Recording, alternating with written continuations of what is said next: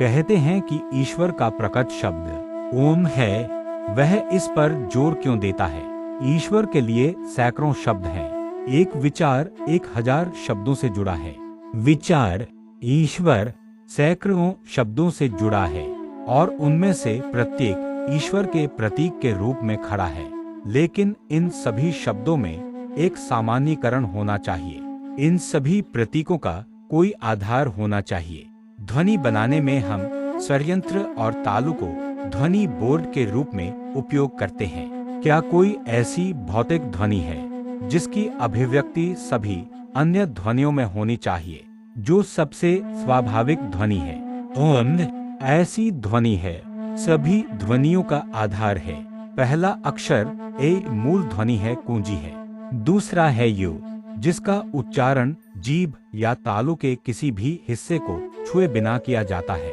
M श्रृंखला में अंतिम ध्वनि का प्रतिनिधित्व करता है, जो बंद होंठ द्वारा उत्पन्न होती है, और यू मुंह के ध्वनि बोर्ड के बहुत मूल से अंत तक घूमता है।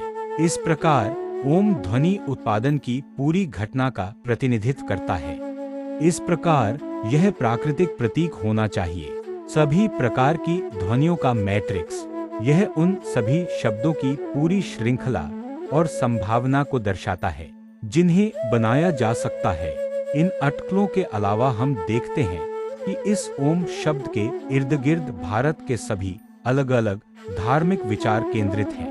वेदों के सभी विभिन्न धार्मिक विचार इस ओम शब्द के इर्द गिर्द एकत्रित हुए हैं। इसका अमेरिका और इंग्लैंड या किसी अन्य देश से क्या लेना देना है? बस इतना है कि भारत में धार्मिक विकास के हर चरण में इस शब्द को बरकरार रखा गया है और इसे ईश्वर के बारे में सभी विभिन्न विचारों के अर्थ में बदल दिया गया है।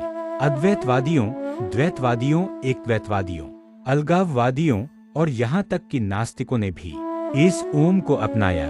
ओम मनुष्यों के विशाल बहुमत की धार्मिक आकांक्षा का एक प्रतीक बन गया है।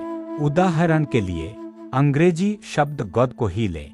यह केवल एक सीमित कार्य को व्यक्त करता है, और यदि आप इससे परे जाते हैं तो आपको इसे व्यक्तिगत या अवैयक्तिक या पूर्ण ईश्वर बनाने के लिए विशेषण जोड़ने होंगे। हर दूसरी भाषा में ईश्वर के लिए शब्दों के साथ भी ऐसा ही है। उनका अर्थ बहुत छोटा है।